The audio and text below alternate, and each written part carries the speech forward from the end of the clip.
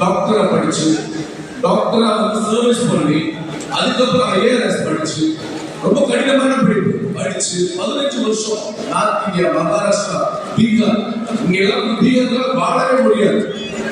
அவ்வளவு ஒரு best place. அங்க கூட நேர்மையா துணிச்சலான ஒரு தமிழனா வாழ்ந்து ஒவ்வொரு குடும்பங்களும் பெரியவர்களையும் மிரட்டினாரு. பார்த்தா பயப்படுவாங்க. அந்த அளவுக்கு ஒரு துணிச்சலான ஒரு ஆபீசர், ஒரு அதிகாரி.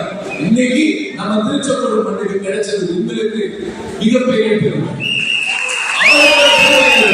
திருச்செங்கோடு மக்களுக்கு ஒரு படித்த பண்புள்ள எளிமையான மனிதர் நேசிக்கக்கூடிய ஒரு அற்புதமான மனிதர், ஒரு அற்புதமான தலைவர் என்றே நான் சொல்லுவேன். அண்ணன் சொன்னாங்க நிதியமைச்சர் சூப்பர்.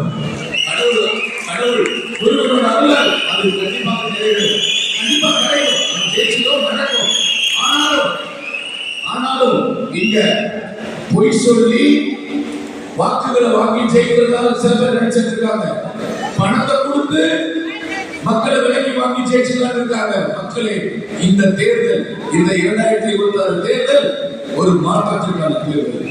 நம் மக்களின் வாழ்க்கைக்கும் மண்ணின் வளர்ச்சிக்கும் ஒரு மாற்றத்தை உண்டாக்கக்கூடிய தேர்தல். தமிழக வெற்றிகள் தோழர்கள் நீங்க எல்லாருமே சாதாரண மனிதர்கள் கிடையாது, ஒரு போராளியாக இருக்கிறது.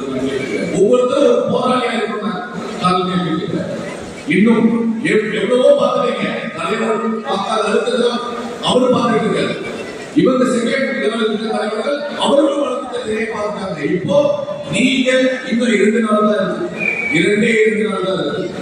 சொல்லப்போனா 3 நாள். சட்டப்படி 2 நாள் நம்ம பிரச்சாரம் பண்ணலாம். 3ஆவது நாள் கூட நீங்க பிரச்சாரம் பண்ணலாம்.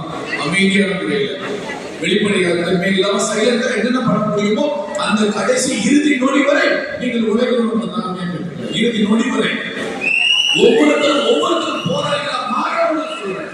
இல்லை என்றால் இந்த தீய சக்தியை விரட்டவே முடியாது.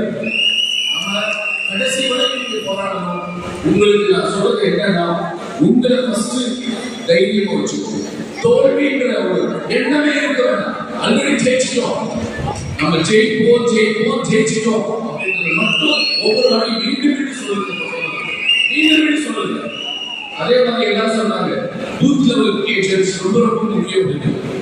அது இம்பார்ட்டன்ட். ஏன்னா உள்ளுக்குள்ள உங்களை மிரட்டுறதுக்கோ, உங்களை விலைக்கு வாங்குறதுக்கோ, இல்லை உங்களை டாமினேட் பண்றதுக்கோ எல்லா வேலையும் நடக்கும்.